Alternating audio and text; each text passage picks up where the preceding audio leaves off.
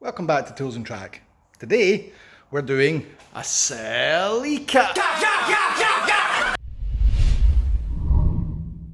This is the Mark 7 or T230 generation of Toyota CELICA, widely renowned as being, well, the dullest. Bear in mind that before this car came along, you had the GT4 editions, and they were actually really good cars. Then this came along, no turbos, no four-wheel drive. Toyota at some point went, the Camry is nice and reliable, let's make every car as dull as that.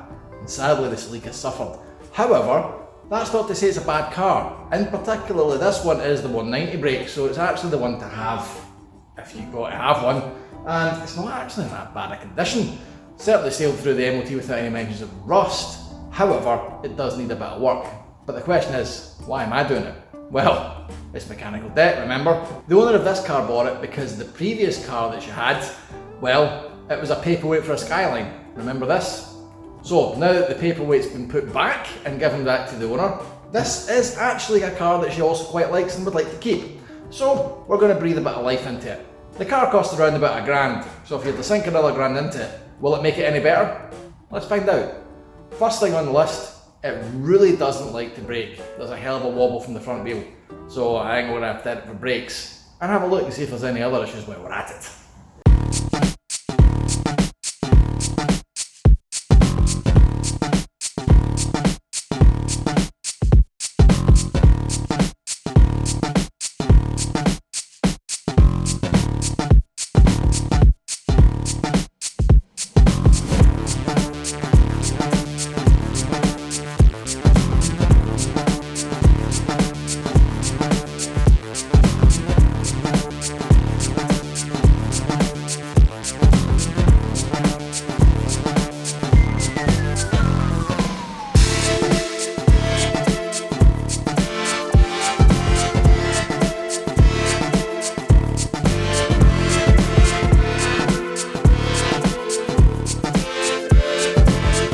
A Japanese car would rust. Yeah, but it's a UK car though. If it was anything like this. No, that doesn't rust, it just spits. It just cylinder delete. We'll go with that. Oh, there we go.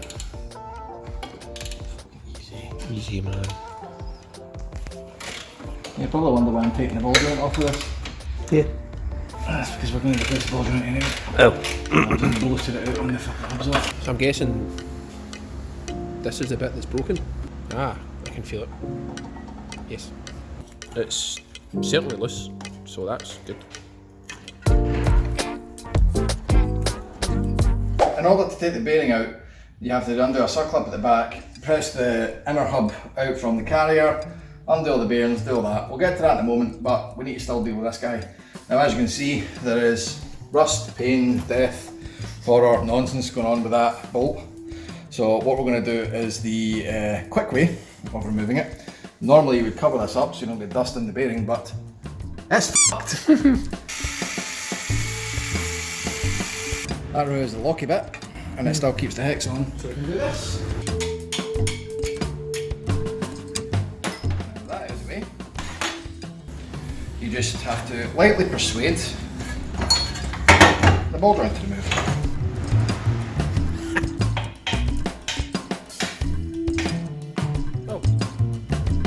What I did there was shop this bit. You don't want to hammer that out, because what will happen, if you start hammering that, it's going to mush them out and it won't clear the hole. Ah. So you hammer there, and what that actually does is vibrate all of that metal, and what happens when metal vibrates, it does that, and that tapered hole tapers less and falls out. Okay, so some years of rust caused that. Some years. Some years of rust have led to that. And all you need to do is just go in the direction you crimp it on one side. And that has, as you can see, completely f***ing snapped it. That could be a bit of a problem. Yeah, that could be a significant f***ing problem. Right, so what's happened here is I've managed to just pop what's left of that out with a screwdriver.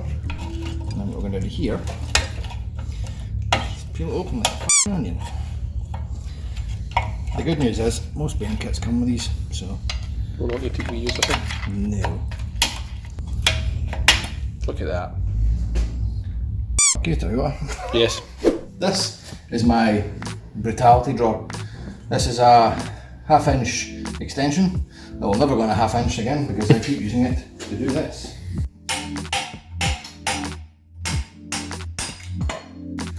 You'll see here it's come out with the outer race. Well, we'll come back to this later. I think we've covered this before with the TDR and the Scooby and umbrella and caravans, but somehow I just keep landing with these jobs. It's great. Yeah. Oh wow. Dust seal, don't need that anymore. So as you can see, all of the grease has turned into gravel. Oh. Because these don't look too bad, in fairness.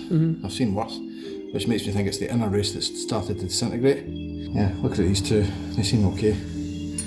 If I was to put that back over, it would probably spin round quite nicely, but nonetheless it's shagged. So.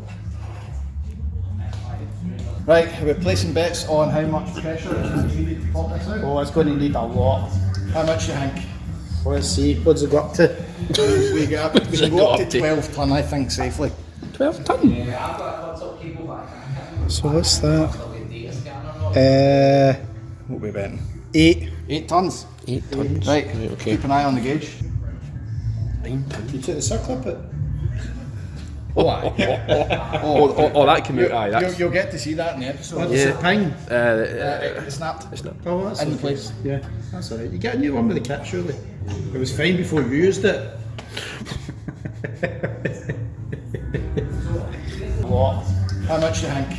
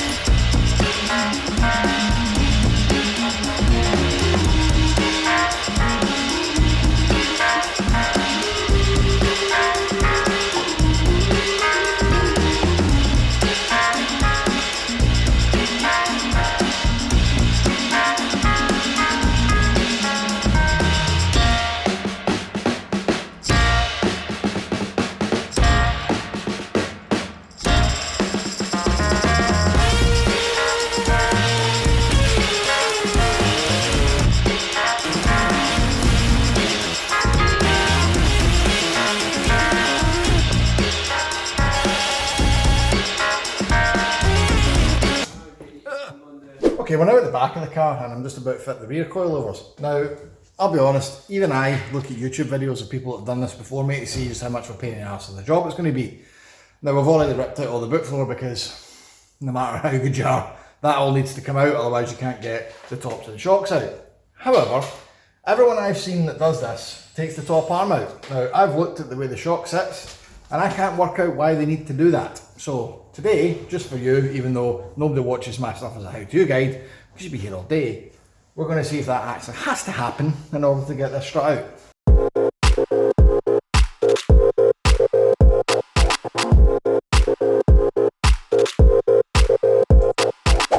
Right, so to answer that question, no, if it wasn't for this massive turret that I didn't know existed living up inside there, I probably would have fallen out. So what we're going to probably do here is take this arm off because the internet is, as usual, probably right.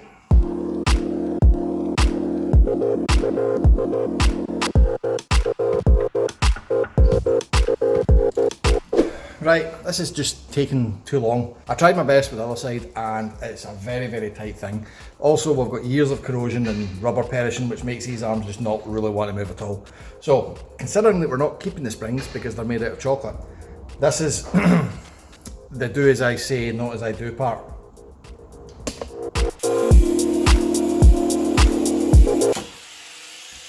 Some light browning may occur, but that gives us the clearance to get the rest of it out without the spring pushing everything out the way.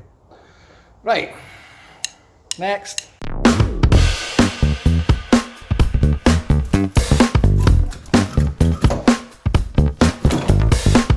So just like the front coilovers, the rear ones need to retain the top mount in order for them to go back onto the car. So no danger of the spring obviously bouncing off, we can just gun off the top nut. Nice and safe. So the fronts actually weren't too bad, but the rears are just, I don't know what car they're designed for.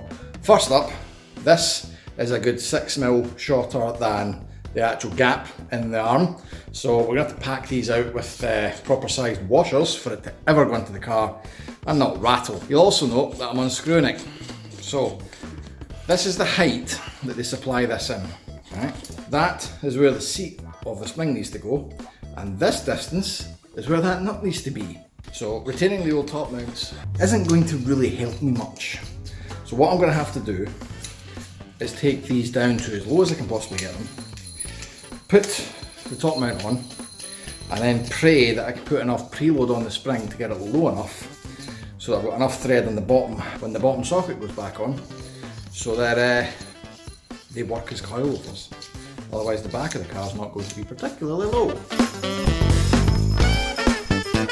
So even with the spacer that's provided with this, there is no chance in God's green earth we're getting the top nut through, because there's just not enough room. So that needs to go away. Right, now it's a bit more palatable. However, I could probably get a second spacer on, just to pack it up a bit. Retain the top mount one, chuck it on with a gun and see what happens. Now to add the mother of all preloads. I think I'm going to use some spring compressors just to make my life a touch easier.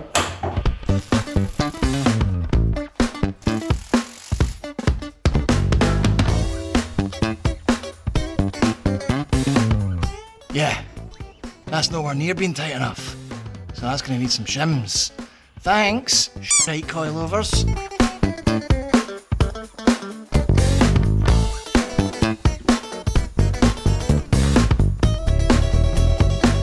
So the last bit to do, now that we've got our shimmed incorrect coilover fitted, is to get this guy back in. And to do that, simply place your car on the ramp where it already is, take your transmission jack, position it under the arm and jack it up to take the weight off. Now I acknowledge that nobody has this sitting in their home garage, so you know, every day we stray further from simple how-tos for people working at home. But there is a long list in the car to do, so we need to expedite. And besides, if anyone wants to moan that I'm not taking the hard road, you better be sure you're a Patreon first, or else your opinion is invalid. Patreon.com/tools-and-track.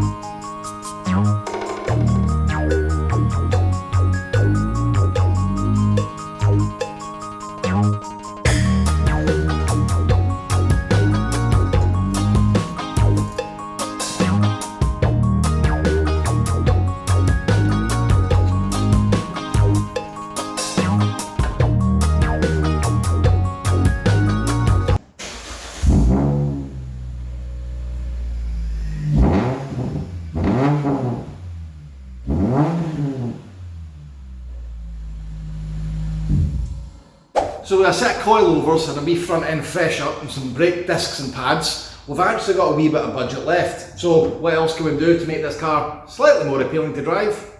Let's have a look inside.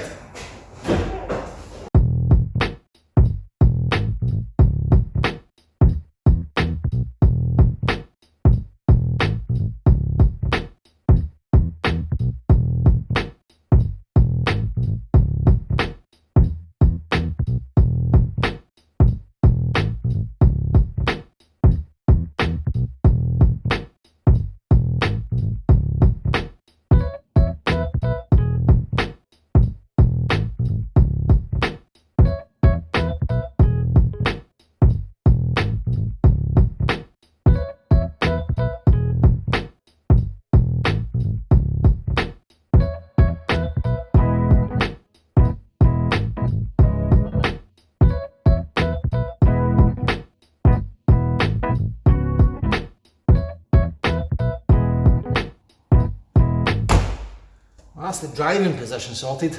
Last little bit of tweaking to make this a bit more JDM and easier on the eye. I've got just the thing.